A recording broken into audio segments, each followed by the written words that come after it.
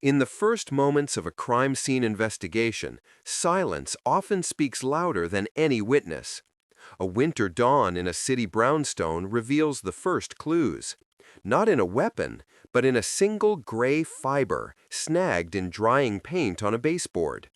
The kitchen clock is silent, not broken, but deliberately unplugged. And the air, thick with the smell of bleach, fails to mask the lingering scent of old coffee. These are the details that can decide a case before the first lab report is filed. An upward smear of dust on that baseboard shows where a hand steadied someone leaving in a hurry. A cooling mug of coffee rings a table, suggesting a recent presence, yet a remote control sits squared perfectly with the tabletop, hinting the scene was staged. On a dark coat, a single pale dog hair is enough to make a no pets alibi buckle. In more than one headline case, these quiet tells have been the undoing of a carefully polished story. Light and shadow also keep a silent ledger.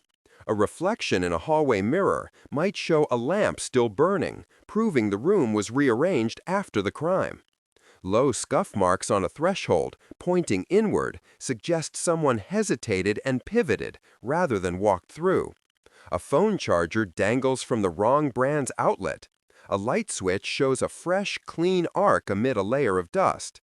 These are the markers of time that suspects hope no one will notice. Often, the loudest confession is hidden on a slip of paper. A crinkled grocery receipt, time-stamped near midnight, can anchor a person to a specific place and time more tightly than any eyewitness. The timeline of a crime is assembled from these plain, everyday signals.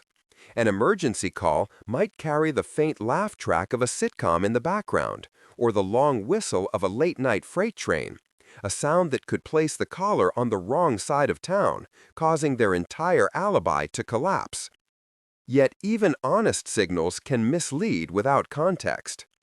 In the modern age of forensics, this is more true than ever.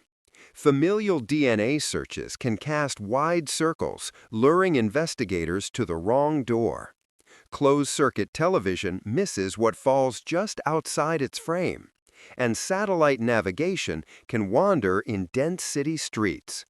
Our homes stream data, our meters talk, and a buried footnote in a digital file can shift a motive from passion to planning. Ultimately, all the scattered clues, from the entry rug to the digital cloud, must align into a coherent timeline. It is in the painstaking work of piecing together these overlooked details that a narrative emerges. A narrative that reveals not just when, but why. And in that story, the smallest traces often expose the biggest lies.